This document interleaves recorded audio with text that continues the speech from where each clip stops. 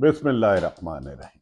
अस्सलाम वालेकुम नाज़रीन। मैं हूं हमशरी आरिफ हमीद भट्टी। एक तरफ तो सबसे बड़ी खबर यह बनी हुई है कि इस्लामाबाद हाई कोर्ट के जज साहबान ने सुप्रीम जुडिशल काउंसिल के मेंबरान को खत लिखा है कि हमें हमारी फैमिली को तहफ़्फ़ुज़ नहीं है, हमारी जानो माल को खतरा है, हम पर दबाव डाला जा रहा है। नाज़रीन, इस पर पाकिस्तान की तमाम बार कौंसल और नहायत काबिल एहतराम एतजाज अहसन और सुप्रीम कोर्ट बार के साबिक सदर आबद जुबैरी ने दबंग फैसला किया कि सुप्रीम कोर्ट पाकिस्तान कौंसिल को फौरी तौर बार कौंसिल को तमाम कौंसिलों का बार्स का इजलास बनाना चाहिए। आज हालात ये हो गए हैं कि जज इंसाफ मांग रहे हैं तो आम शहरी के साथ क्या होगा। ऐसे में यकीनन पाकिस्तान के अदारों को, सुप्रीम कोर्ट हो, सियासतदान हो, सहाफ़ी हो, सबको पाकिस्तान की सलामती और पाकिस्तान में कानून की हुक्मरानी के लिए जद्दोजहद करनी होगी।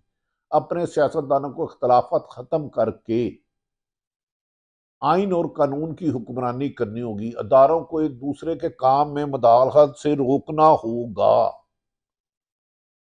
वरना याद रख लें, ये एक दूसरे का हक छीनने वाले पाकिस्तान को कमजोर कर रहे हैं।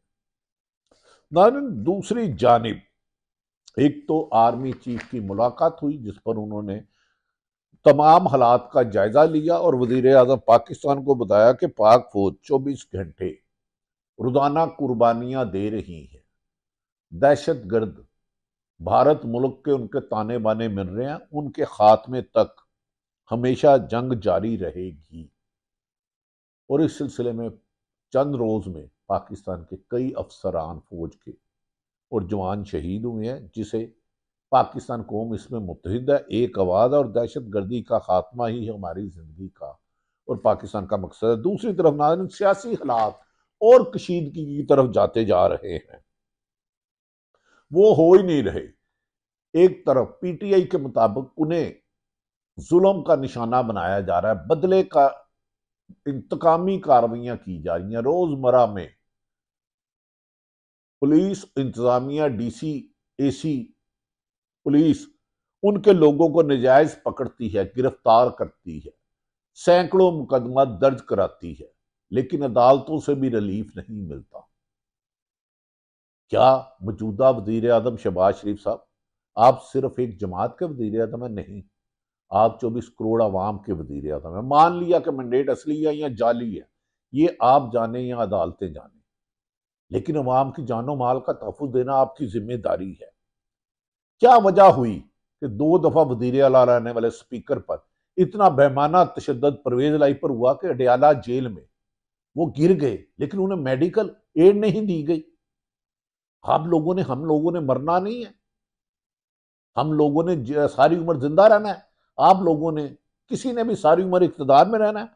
परवेज लाई को 3 रोज कबल चोट आई, जिससे आई उसके अभी हकायक सामने आएंगे। उनको आज अस्पताल ले जाया गया, जहां उनका सीटी स्कैन किया गया। उसी सीटी स्कैन में फ्रैक्चर की तस्दीक हो गई, उस सीटी स्कैन में फ्रैक्चर की तस्दीक हो गई। इमरान खान की अहलिया कहती है उनके शहर में कुछ मिला के दिया गया। पीटीआई के बानी इमरान खान पर 200 मुकदमा दर्ज कर दिए गए। क्या हुकूमत जो भी आती है सिर्फ मुखालिफिन को कुचलने के लिए आती है? आपका फर्ज है आइन और कानून पर, चाहे आपकी हुकूमत हो, इमरान खान की हो या पीपल्स पार्टी की हो, अगर आइन का मुताबिक तमाम अदारे अपने फराइद अंजाम नहीं देंगे तो मुल्क अनारगी की तरफ जाएगा, इंतशार की तरफ जाएगा। इस मुल्क को बचाना होगा तमाम अदारों को, बशमूल तमाम सियासतदानों को, हर फर्द को, सहाफ़ी को। हमें अब एक दूसरे को ब्लैकमेल करने की रविश को ख़त्म कर देना चाहिए। हमें सच का रास्ता अपनाना चाहिए, हकायक पर चलना चाहिए, मुखालफत बराए मुखालफत नहीं करनी चाहिए।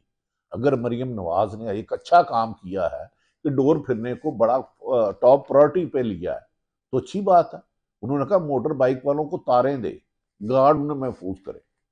लेकिन दूसरी तरफ अगर एक आपकी पुलिस पीटीआई के लोगों को उठा रही है, सहाफियों को धमकियां दे रहे हैं, आपको जान से मार देंगे, आपको अगवा कर लेंगे, झूठे मुकदमात हैं। इमरान रियाज का नाम ईसीएल में है, वो उम्रे की अदायगी के लिए जा रहा है, वो अल्लाह के घर जा रहा है, नबी पाक मोहम्मद सल्लल्लाहु अलैहि वसल्लम के रोजा मुबारक पर हाजिरी देना चाहता, जो रहमतुल आलमीन है, वो खाना काबा जाना चाह रहा है। भाई उससे हर किस्म की गारंटी ले लो। अगर नवाज शरीफ को सजा होने के बावजूद अदालतों से आप उसको एक 50 रुपए के एफिडेविट पे लंदन भेज सकते हो, जहां वो 4 साल नहीं आया, लोगों को ऑफर कराया, हारून रशीद का क्या कसूर है? वो मुझसे ज्यादा मुहिब्बे वतन है। खुदा के लिए रवैश खत्म कर दो। मादी में अगर नून लीग के साथ भी ज्यादती हुई, गलत थी, गलत है, और उसको कल भी गलत कह रहे थे, आज भी गलत कह रहे हैं, लेकिन आप बाज ही नहीं आते।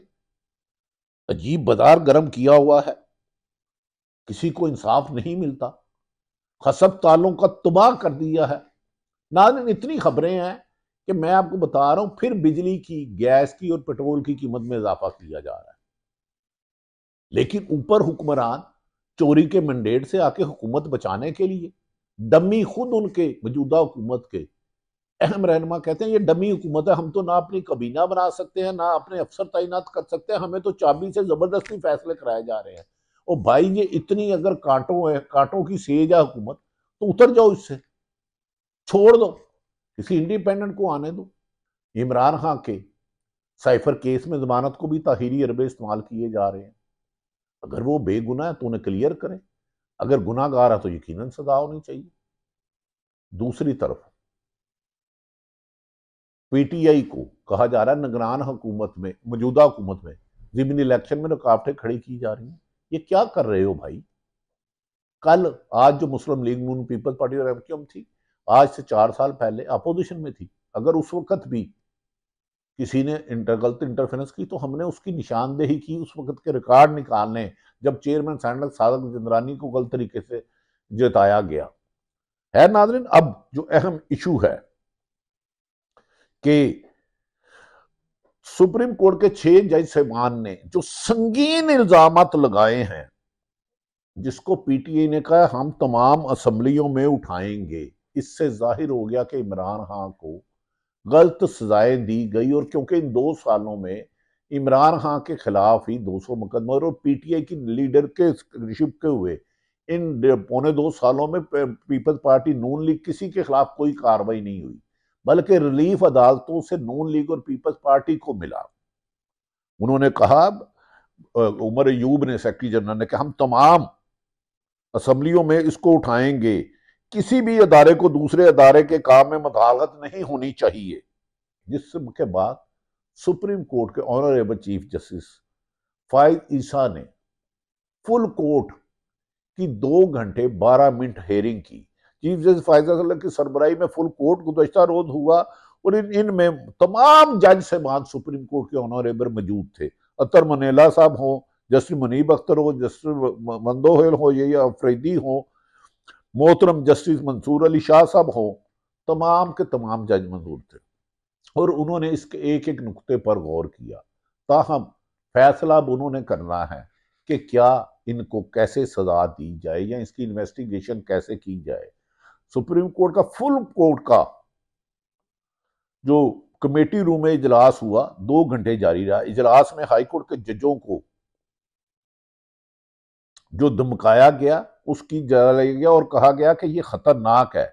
इसके बाद होने वाली आईनी और कानूनी सूरत पर तफसीलात का जायजा लिया गया। नाज़रीन, एतजाज अहसन, सलमान अकरम राजा और तमाम बार्स ने, खसूसन साबक बार प्रेसिडेंट आबद जुबैरी ने कहा कि जजों को खतरे ने पूरे मुल्क के निज़ाम को हिला दिया है कि उन्होंने पहली दफा खत लिखा था। हम शुरू से जानते हैं ये काम होते हैं। ये एक जज का मामला नहीं है, ये पूरी अदलिया का मामला है। अगर अदलिया में इंसाफ नहीं होगा तो 24 करोड़ अवाम मुझे बता दें इंसाफ के लिए कैसे जाएगी। एक जज इंसाफ के आजाद नहीं। खुदा के लिए हमें पुरानी रविश खत्म होनी चाहिए। जस्टिस कयूम को फोन होते रहे, ये भी हिस्ट्री है। सुप्रीम कोर्ट पर हमला हुआ, ये भी हिस्ट्री है। जुल्फकार अली भट्टो को गलत सजा दी गई, ये भी हिस्ट्री है। नवाज शरीफ को सजाएं दी गई, वो सब खत्म हो गई। अगर वो सजाएं खत्म हो गई, अगर उनको बेगुनाह किसी ने दिया तो उनके खिलाफ भी कार्रवाई की जाए, इस गंद को रोका जाए। अख्तियारात से तजावज, जुल्म, ज्यादती करना इससे बड़ा नहीं है। लेकिन इसके लिए मैं आपसे गुजारिश करता हूं, ब्यूरोक्रेसी को लगाम डालें।